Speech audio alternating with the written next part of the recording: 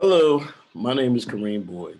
I am chair of the Diversity Committee, and we thought it was important to talk about minority contributions in the labor movement as it naturally progressed from the Civil War to our current working conditions.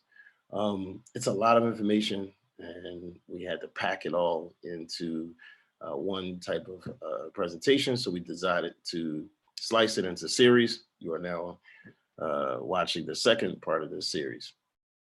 We've carried ourselves from Civil War, and we showed the unique perspective of the minorities who really joined this as a negotiation, as an agreement for freedom, for civil rights, that we would then get involved in the Civil War. And this led to success for the Union. And we saw some great success moving out of that war into what is called the Reconstruction Era. I do want to put a disclosure that these are not our words.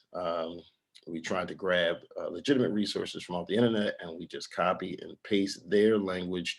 We paste it into a timeline so that you can get a natural experience. But this would keep anyone from saying that maybe our opinions were put into this history, even though I'm sure I'll find a way to put my opinion into it. All right, we're starting from the Reconstruction Era. The Reconstruction lasted from 1865 to 1877. The purpose of the Reconstruction was to help the South become a part of the Union again. Federal troops occupied much of the South during the Reconstruction to ensure that laws were followed and that another uprising did not occur. The Reconstruction Act of 1867 was a success. Power of the 14th and 15th Amendments, amendments which helped African Americans to attain full civil rights in the 20th century. Despite the loss of ground that followed the Reconstruction, African Americans succeeded in carving out a measure of independence within Southern society. Reconstruction failed by most other measures. Radical Republican legislation ultimately failed to protect former slaves from white persecution and failed to engender fundamental changes to the social fabric of the South.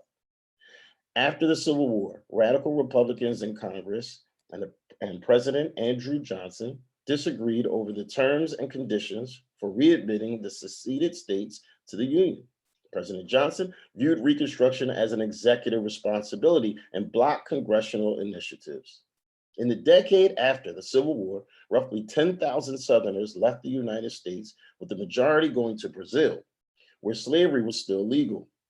Others went to such places as Cuba, Mexico, Venezuela, Honduras, Canada, and Egypt. This brought apart the period of nadir. I want to stop and say that I had a unique experience as I was putting the research together for this era, which I was unfamiliar with. I was standing next to some riggers who were telling about the points, and they were saying that the apex of a point was the top, and that the bottom of the point was the nadir. And I was like, I got it. So there it was, right? Didn't even have to ask, and boom, the knowledge came from above. All right. The nadir of American race relations was the period in history of the United States from the end of Reconstruction in 1877 through the earlier 20th century, when racism in this country was worse than any other period, not only in the nation's history, but on the continent as well. During this period, African Americans lost many civil rights gained during Reconstruction. Anti-Black violence, lynching, segregation, legal racial discrimination, and expressions of white supremacy increased. Three underlying social processes led to the nadir. First was Reconstruction laws requiring equal justice towards African Americans. Second was the treatment of immigrant workers. Democrats courted their votes, promising them jobs once they drove African Americans from the wars. Third was imperialism, an ideology from Europe white Americans bought into to take over Hawaii and attack Filipino allies in 1899. This led to the race riots. The history of Jim Crow, enforced by the Klan, provides context for a hard truth in America. Race riots are used to settle social discontent. The origin of race rioting begins with Southern whites resenting Black advancement, attacked them to disenfranchise them of both the vote and economic prosperity. I wanted to take a second to really identify some of these horrific cases so that you can get an idea of what it must have been like to live as a minority in the South and see so much uh, destruction, so much war, just horrific scenes within your own neighborhood, and get an understanding of what this must have been like. So I'll read those off. The Meridian, Mississippi race riot of 1871. The Colfax Massacre in Louisiana in April 1873. The New Orleans Riot of July 1866. The Memphis, Tennessee Riot of May 1866. The Charleston, South Carolina Riot of September 1876. And the Wilmington, South Carolina race riot of 1898. From the late 1890s through the 1920s, white race riots continued. In the 1921 Greenwood riots, the entire Black neighborhood of Greenwood in Tulsa, Oklahoma, which was known as the Black Wall Street, was burned to the ground. And in the Rosewood Massacre of 1923, the entire neighborhood of Rosewood, Levy County, Florida, was similarly destroyed. These and other white race riots, like the Red Summer of 1919, not only took Black lives and wiped whole Black neighborhoods off the face of the earth, they ended Black economic wealth that could be passed to subsequent generations. It also caused displacement of Black expertise and talent, thwarting its concentration and increase. This economic decimation of Black wealth and social stability was made worse by the Great Depression, and Blacks being denied full access to the various New Deal programs of the 1930s and the benefits of the GI Bill in the 1940s. Thus, during the first 4 decades of the American century, Blacks were subjected to white race riots and social policies that destroyed their wealth. This brings us to the segment where we focus on a key spotlight. This time, we're going to focus on Frederick Douglass. And during the Civil War, Frederick Douglass was a recruiter in several regions of the country, signing up African Americans in the Union Army. He served as a consultant to President Abraham Lincoln and helped convince him that slaves should serve in the Union forces and that the abolition of slavery should be a goal of the war. By the end of the war, about 186,000 African American men had enlisted. Douglass became more of a statesman, serving in highly appointed federal positions, including U.S. Marshal for D.C., Recorder of Deeds for D.C., and Minister, Resident, and Consul General to Haiti. Rutherford B. Hayes was the first to appoint Douglass to a position in 1877. And President Garfield, Arthur, Cleveland, and Benjamin Harrison each sought his counsel in various positions as well. As part of the Equal Rights Party ticket in 1872, Douglass was nominated as a vice president candidate with Victoria Woodhull.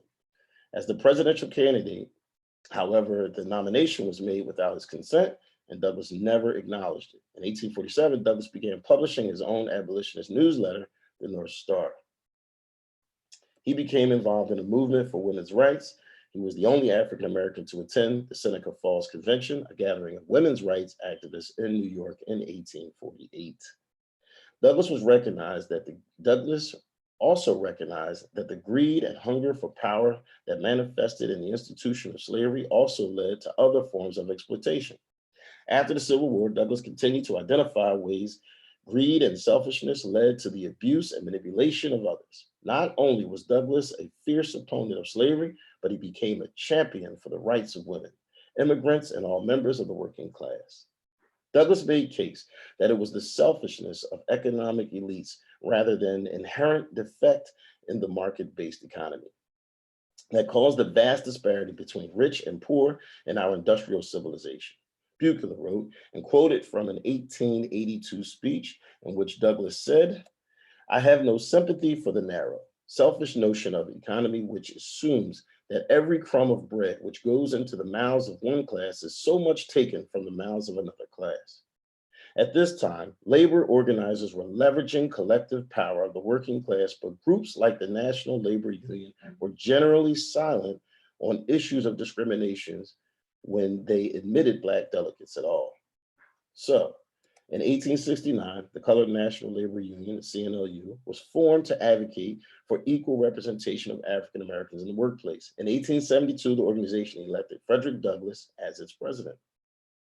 The state had an obligation to promote fair labor practices to protect the people from discrimination. Douglass insisted in an excerpt from the 1888 address called In Law Free, in Fact a Slave, in which Douglass declared, the true object for which governments are ordained among men is to protect the weak against the encroachment of the strong, to hold the strong arm of justice over all civil relations of its citizens, and to see that all have an equal chance in the race of life. The staunch commitment of Douglass and founders of the CNLU paved the way for other pioneers of the Black labor movement, including the organization of Knights of Labor in the 1880s and the Brotherhood of Sleeping Car Porters in 1925. This concludes our second series of this documented education on the advancement of labor throughout the Civil War to now. Hope you've enjoyed it. Please stay tuned for next week, where we will take a sneak peek into the civil rights movement, how we went through all the traditional labor progressions to get to the AFL-CIO, and then how IATSE fits into that window, and how we then became Local 8. So join us next week for this, our path from great to greatness. And I hope you guys enjoyed this. We now are standing by for Q&A. Thank you.